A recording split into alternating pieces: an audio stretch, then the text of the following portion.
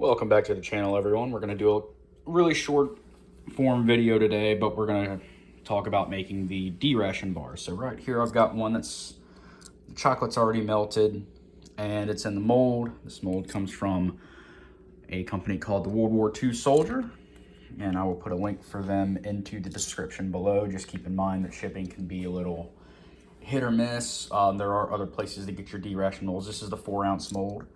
And so we're gonna go ahead and put this in the freezer to cool it off kind of quick, or else this is gonna be a full week process. So just set it in the freezer here. And while that's cooling down, we're just gonna stir the pot a little bit. So got a melting pot here with some chocolate in it and some other ingredients. So those ingredients are oat flour.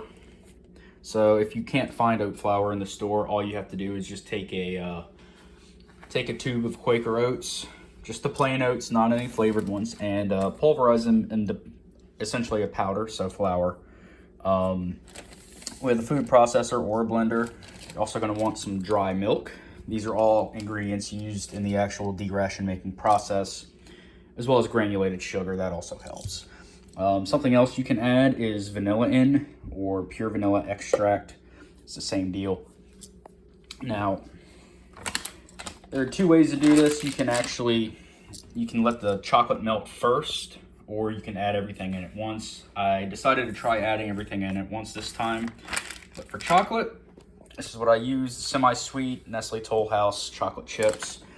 This is a 12-ounce bag, so this should make you 3 4-ounce D Ration bars. Maybe you can skimp by with a little more, depending on how much oat flour you add. So let these cool for about 30 minutes in the freezer, so they're nice and solid all the way through. And then I'm going to wrap them up and bag them. I usually wrap them up with tin foil there. Tin foil is a very early war thing to actually wrap these things with, but because the aluminum was a war material that was desperately needed. But it's just easier to form than wax paper. So here's the recipe. And this is my own recipe based off the originals. I'm not adding in the vitamin B1. And it's not going to be exact. These are for consumption at events for reenactors. So I want to make them palatable. The actual specification for the D Ration bar was it needed to be edible, but not palatable, because they didn't want troops eating these like candy. These were an emergency ration meant to have about 600 to 800 calories. Okay, so just walking you through it: 12 ounces of semi-sweet chocolate chips, which I've showed you. You need to melt them. I added in about 5 to 6 tablespoons of oat flour. It's a bit lumpy. If you want it a little more, smooth, add in less. And then mix it up. I will say, if you do add the oat flour in before you melt the chocolate, it'll take longer to melt. That's why they actually had the oat flour in there. Chocolate's melting point is about 98 to 100 degrees naturally. So you add in oat flour, it goes up to about 120, I believe.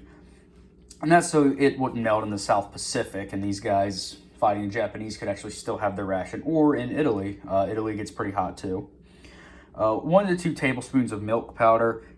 It doesn't have to be skim milk, but that helps. Roughly a tablespoon of sugar. You can do that to taste. I did a teaspoon of vanilla extract. And then, like it says, mix and pour and mold. It'll make 3 to 4 bars. The only thing that would make this go by faster is if I had more molds. But the molds are, oddly enough, about $5 to $10 each, which is odd. They're just plastic.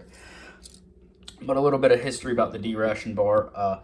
They were made during World War II as an emergency ration, like I said. And the oat flour here is actually a anti-heat kind of deal. Like I said, these are an emergency ration. And the D Ration is... it's not meant to completely replace a meal. It's meant to substitute, if that makes sense. But I'll go into more depth about that when I talk about making the boxes for this. So we can have a decent discussion about it, and you don't have to just sit here looking at a pot of chocolate melt. But that's essentially how you make the D ration. What I'm going to do after this, like I said, I'm going to wrap it in aluminum foil. I'm going to make the boxes. And then what I'm going to do is melt this wax. This is Gulf wax. And then I'm going to wax the boxes before I put the chocolate in the box. And what that does is it kind of weatherproofs the box. And that is something that was done. You see it done on the K Ration internal boxes. So not the external ones, but the second box, the box inside the box that actually holds the ration. The D rations had that done as well. So we'll talk about that process and the D ration and its history a little more later. But thanks for coming again.